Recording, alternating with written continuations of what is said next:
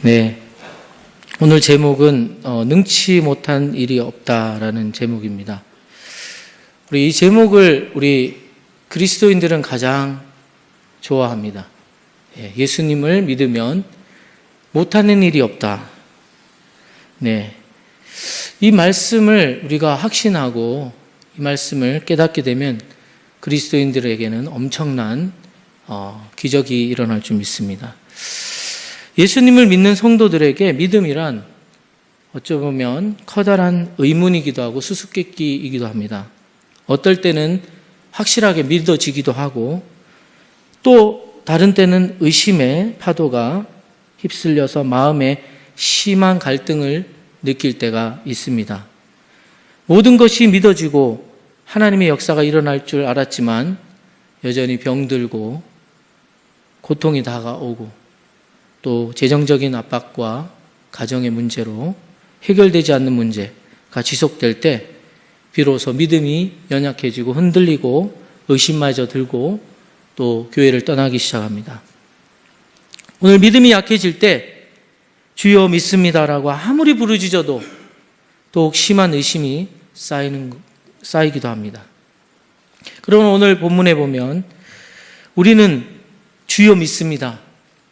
나의 믿음 없는 것을 도와주소서라고 간구해야 합니다. 오늘 이 본문의 말씀에 오늘 믿음이 없는 자가 오늘 예수 그리스도께 믿음 없음을 도와달라고 오늘 간절히 부탁했습니다. 그 귀신 들린 아이의 그 아버지의 마음, 믿음이 없었어요. 근데 예수님께 간절히 부탁했을 때 놀라운 믿음의 기적을 경험하는 사건을 잘 나타내고 있습니다. 첫 번째로 우리가 능치 못한 일이 없기 위해서는 오직 믿음을 가져야 합니다. 많이 들어보신 말씀이지만 우리 인간은 늘 걱정하고 염려하고 불안하고 근심하는데 우리의 영혼은 바쁩니다. 그래서 예수님께서도 걱정한다고 키를 한 자나 크게 하거나 머리털 하나도 희고 검게 할 수 없다. 이렇게 얘기하고 있습니다. 아무리 우리가 염려함으로 그 키를 한 자라도 더 할 수 있겠느냐. 머리카락 하나도 희게 하거나 검게 하지 못한다는 겁니다. 그런 존재라는 것을 예수님은 잘 알고 있었습니다. 인간의 존재를. 그리고 염려하고 근심이 일어나는 상황 가운데서 인간은 늘 어떠한 영향력도 발휘할 수 없습니다. 그래서 성경은 마음의 즐거움은 양약이라도 심령의 근심은 뼈를 마르게 한다. 우리가 염려하고 근심할 때 우리 생각으로만 염려하고 근심하는 것이 아니라 우리 몸 오장육부가 마르기 시작한다는 겁니다. 그리고 막다른 곳에 있을 때 우리는 더 어찌할 수 없을 때 어떻게 합니까? 더 불안합니다.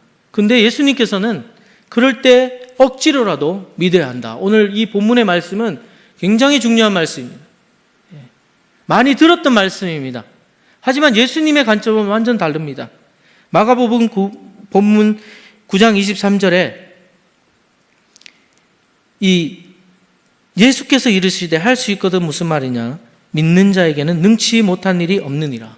우리 그리스도인들이 이 믿음만 확신하게 된다면 아까도 얘기했지만 놀라운 기적이 일어날 수 있습니다. 그런데 이 겨자씨만한 믿음, 이 믿음 하나 없었던 겁니다. 누가? 그 아버지의 그 귀신 들린 아이의 아버지는 예수님께 나와 간청한 말이 이런 말입니다. 예수님, 당신이 무엇을 하실 수 있거든 우리를 불쌍히 여기사 도와주소서 하고 부탁합니다. 여기서 보면 예수님 이분이 누군지를 정확하게 잘 모르는 것 같아요. 무엇을 하실 수 있거든 불쌍히 하게 여겨달라. 이게 무슨 말입니까? 믿음이 없는 거예요. 믿음 자체가 없고 겨자씨만한 믿음이 없습니다. 단지 인간적인 소망과 희망으로 예수님께 나온 겁니다. 근데 게다가도 그 옆에 있는 제자들마저도 믿음이 없었어요. 믿음이 없어. 그 많은 제자들, 귀신을 쫓고 기적을 나타냈던 그 제자들이 오늘 이 장면에 오면 믿음이 없어요. 의심과 불신앙과 믿음 없는 마음으로 예수님께 나아갑니다. 같은 사건을 기록한 마태복음 7장 17절의 말씀에 보면 이렇게 얘기합니다. 누가복음 9장 41절에도 똑같은 말씀입니다. 믿음이 없고 패역한 세대여 라고 예수님께서 호되게 책망합니다. 이 패역이라는 말은 순종하지 않고 거슬린다는 말입니다. 이들의 믿음이 얼마나 적었길래 예수님께서는 겨자씨만한 믿음이 있으면 이 산을 명하여 여기서 저기로 옮기라 하여도 옮길 것이요 또 너희가 못할 것이 없느니라 이렇게 얘기합니다. 이 왜 예수님께서 겨자씨를 얘기했을까요? 이 겨자씨를 보신 적이 있는지 모르겠지만 겨자씨는 눈에 보이지도 않는 작은 점에 불과합니다. 그들의 믿음은 겨자씨만한 믿음보다 적었던 겁니다. 무에 가까운 거죠. 예수님이 보기에는 점도 안 찍혀 있는 거죠. 그래서 믿음이 없는 패역한 세대라 이렇게 얘기합니다. 주님은 이렇게 외친 겁니다. 근데 그렇게 패역한 세대, 믿음이 없는 세대에게 뭘 주냐면 믿음을 줍니다. 할 수 있거든. 무슨 말이냐? 믿는 자에게는 능치 못한 일이 없느니라. 믿음이 전혀 없는 사람에게 할 수 있거든. 무슨 말이냐? 능치 못한 일이 없다. 누가? 믿는 자에게 이렇게 얘기한 겁니다. 이 신앙 없는 이 아버지의 이 마음 속에 그 말을 들었을 때 어떤 생각이 들었을까요? 예수님이 정확하게 보셨다는, 정확하게 알고 있었다는 것을 이 아버지는 알았을 겁니다. 그래서 이 아버지가 예수님, 당신이 뭔가 할 수 있으면 할 수 있거든. 불쌍히 여겨주십시오. 저는 믿음이 없습니다라고 이 아버지는 솔직하게 고백합니다. 그 아버지를 향해서 예수님은 믿음만 가져라. 근데 그 믿음이 겨자씨만한 믿음, 점 한 개 찍힌 믿음도 역사한다. 우리가 이런 마음속에 예수님을 믿는 그 믿음이 의심이 갈 때 우리가 부정적인 생각과 태도, 이런 마음으로 살아가지 않습니까? 많은 그리스도인들이 예수님을 믿어도 할 수 있거든. 무슨 말이냐? 믿는 자에게 능치 못한 일이 없느니라 이 말씀을 믿지 않는 겁니다. 그 예수님이 알고 계신 거예요. 그 믿음 없는 그 하나님의 자녀들에게 예수님께서 던지시는 말씀입니다. 믿어라. 믿으면 역사가 나타난다. 이것을 나타내 보여주길 원하셨습니다. 오직 믿음으로 구하고 의심하지 말고 걱정, 근심, 고민 아무리 해도 거기에 해답이 없으니 겨자씨만한 작은 소망이라도 나를 불쌍히 여겨달라고 예수님께 나오면 예수님이 만나주시고 들어주신다는 것을, 불쌍히 여겨주신다는 것을, 그 소원을 간청하면 응답해 주시는 예수님임을 그 아버지에게 나타내 주신 겁니다. 오늘 마음에 이 결단을 하고 믿음으로 기도하면 어떤 역사가 일어나느냐.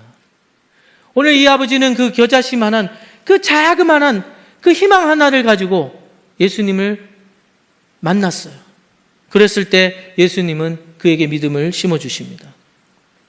우리가 성경에 보면은 사드락과 메삭과 아벳느고의 고백을 우리가 알 수 있습니다. 그리 아니하실지라도 아무것도 안 해도 저는 우리 하나님이 누군지 정말 이 사드락과 메삭과 아벳느고가 이 느부갓네살 왕에게 정말 절을 하지 않으면은 맹렬히 타는 풀무불에 던져주는 그런 상황 속에서 이렇게 고백합니다. 왕이시여, 저는 왕을 섬기지 않고 왕이 세우신 금상에게도 절하지 않겠습니다.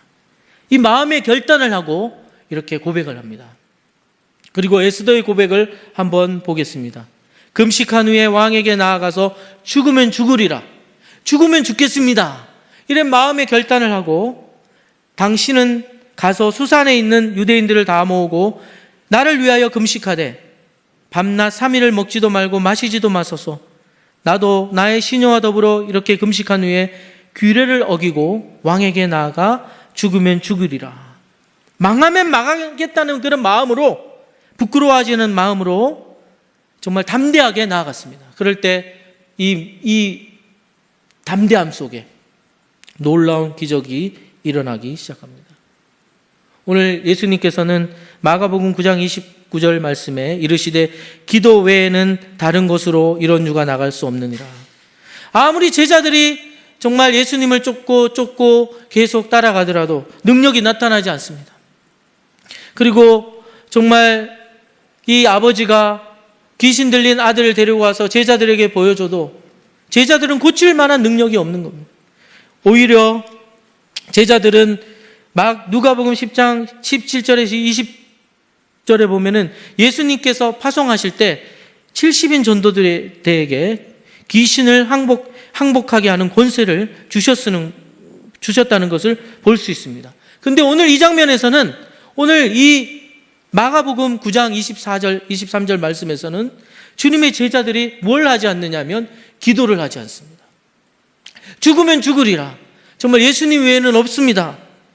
근데 아무런 일도 벌어지지 않는 겁니다.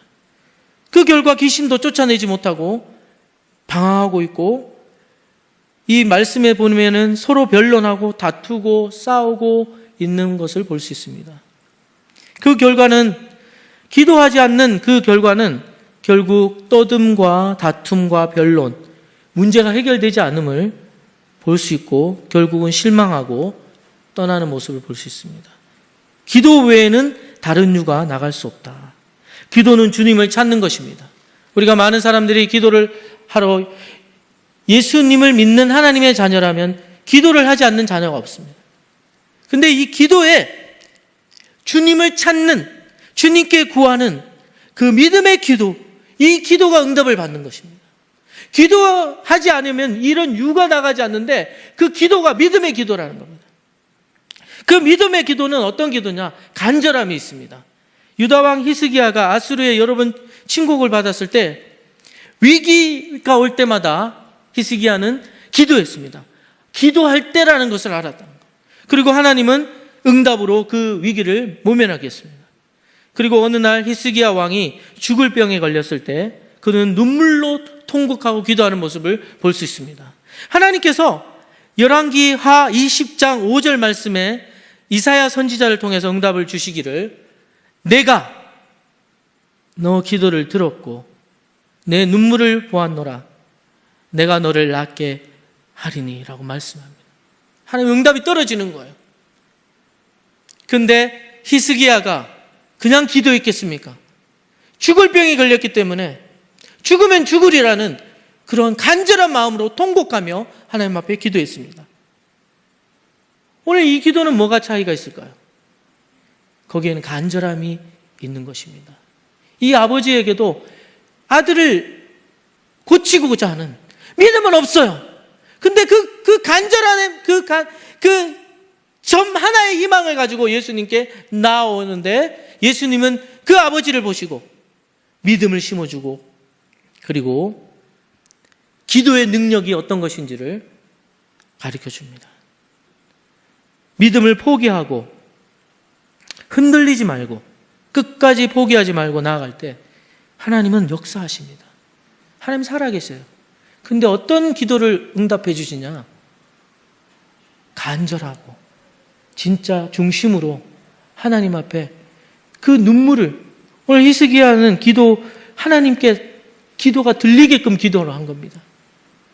우리가 누군가 대화를 할 때도, 말을 할 때도 그 심령에 들리도록, 그 마음에 감동이 오도록 하면 그 사람의 지갑이 다 열립니다.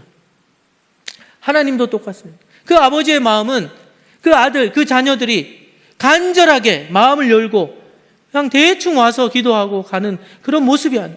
그 간절함 속에 그 마음의 중심을 보시고 응답을 해주십니다. 내가 너의 눈물을 보았고 내 기도를 들었다. 이제 너의 기도에 응답하겠다는 그 약속을 주시는 겁니다. 우리가 끝까지 믿고 포기하지 않고 진심으로 하나님께 구하면 반드시 하나님은 응답하십니다.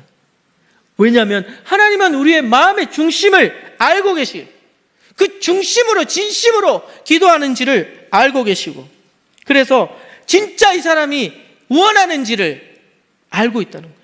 그런데 왜 기도에 응답이 없고 마음에 만족이 없고 은혜가 되지 않습니까? 포기하겠다. 마음속에 근심하고 걱정하고 그리고 언제든지 하나님의 때가 이르면 내 기도가 하나님의 뜻에 맞으면 반드시 응답이 오겠다는 그 확신이 부족한 거예요. 그렇기 때문에 응답이 없다는 겁니다. 내 욕심 때문에. 하나님의 뜻대로 하지 않고 하나님이 원하시는 대로 하지 않기 때문에 영적인 성장과 믿음이 자라지 않는 것을 볼 수 있습니다. 하나님이 원하시는 것이 무엇인지를 또 정확하게 알고 하나님의 마음을 가지고 세상 속에서도 믿음으로 기도하고 끝까지 믿고 간구하면 하나님의 역사가 나타납니다. 오늘 많은 사람들이 이 시대를 두려워합니다. 무서워합니다. 놀랍니다. 오늘 태풍이 올 때도 사람들이 두려워하고 오지도 않았는데 이미 두려워하고 무서워하고 떨고 있는 것을 볼 수 있습니다. 하나님은 이런 자녀들에게 두려워 말라. 내가 너와 함께함이라. 놀라지 말라. 나는 내 하나님이 됨이라. 내가 너를 굳세게 하리라. 참으로 너를 도와주리라. 참으로 나의 의로운 오른손으로 너를 붙들리라. 하나님 가까이 계신다는 것. 하나님 멀리 있는 하나님이 아니십니다. 오늘도 이 자리에 가까이 오셨. 오늘도 우리가 진심으로 간절히 원하면 하나님 만나 주십니다. 베드로가 물에 빠졌는데 예수님께서 베드로를 보았습니다. 그때 베드로가 예수님을 보았어요. 그리고 만일 주님이시거든 나를 명하사 물 위로 오라 하소서 하니 베드로가 배에서 내려 물 위로 걷기 시작합니다. 가로되 바람이 예수께로 가는데 갑자기 바람이 불고 파도가 치면서 베드로의 시선은 바람과 파도로 가기 시작합니다. 무서워서 빠지며 소리를 지릅니다. 주여 나를 구원하소서. 그때 주님께서 손을 즉시 내밀어 그를 불러 잡아 이르시되 뭐라고 하십니까? 믿음이 작은 자여 왜 의심하였느냐? 의심하고 바람을 보고 현실만 바라보면 안 된다는 겁니다. 우리의 마음은 늘 주님을 바라봐야 하는데 하나님의 자녀들이 주를 바라보지 아니하고 하나님의 약속에 집중하지 않을 때 하나님께서는 오늘도 주를 바라봐라. 오늘 말씀에 우리가 집중해야 합니다. 우리의 능력이 나타나지 아니하고 또 때로는 응답이 없고 또 불안한 이유는 말씀에 집중하지 않기 때문에. 오늘도 우리 서울시민교회 아시안게임에서 은메달 2개, 동메달 1개 딴 김민정 선수가 오늘 그 경기하는 모습을 봤습니다.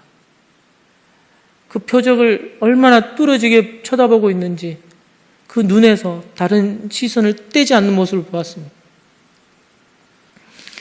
우리가 하나님의 말씀의 약속을 붙잡고 생각하고 꿈꾸고 믿을 때 정확하게 하나님의 역사가 나타납니다.